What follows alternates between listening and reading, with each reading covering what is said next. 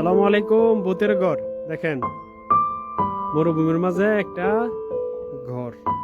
এখানে তো রাত্রে অবশ্যই ভূত থাকে, এই লেগে ভূতের ঘর কইলাম। দেখেন মরুভূমির মাঝে, বিশাল বড় মরুভূমির মাঝে এই একটা ঘর। ঘরের ভিতরে কি সিস্টেমে সেটা দেখাম। এটা কোনো সৌদি থাকতো এক সময়, মরুভূমির মাঝে বাংলা কইরা এরকম আর কি। একটা দরজা, ওয়াও, এটা তো সেই মাশাআল্লাহ। কিন্তু অনেক পুরানো, অনেক দিন ধরে।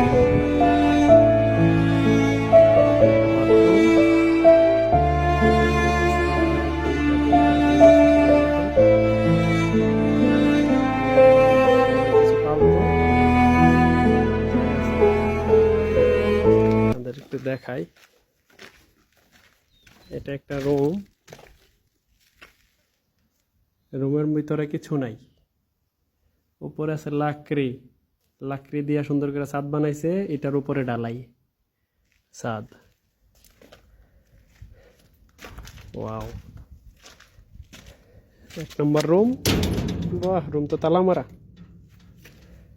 আচ্ছা, মাশাআল্লাহ। এই 2 নম্বর রুম। ওই যে এখানে আরেকটা রুম আছে, 3 নম্বর রুমও আছে। এখানে আবার আরেক আলাদা জায়গা। এখানে আরেকটা গেটও আছে, দেখা যায়।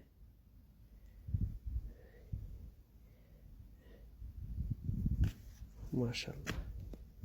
2 নম্বর রুমে এই একই অবস্থা, খালি। এটা মনে হয় কিচেন রুম ছিল।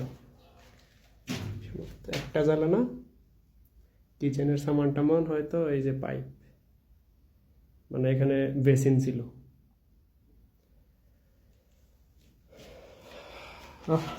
বালু উইরা উইরা আস্তে আস্তে কি অবস্থা হয়েছে।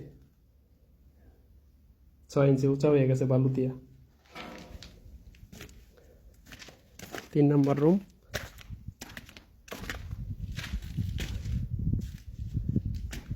এটাও খালি। ওয়াও, কিন্তু ঠান্ডা। এই গরমের মাঝে যে এটার ভিতর অনেক ঠান্ডা, বাইরে অনেক গরম, ভিতরে অনেক ঠান্ডা। এই যে উপরে লাকড়ি, লাকড়ির উপরে ছাদ। মাশাআল্লাহ, এরকম একটা রুম হইলে তো রুমের মধ্যে থাকতাম। মাশাআল্লাহ, সুবহানাল্লাহ। দেখেন এটা কি লেখা, আলহামদুলিল্লাহ। এটা তো ভূতের কাজ না, হয়তো কোনো মানুষের কাজ না। মাশাআল্লাহ।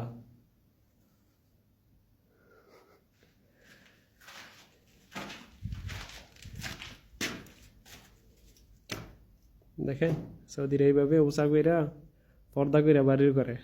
ঠিক আছে।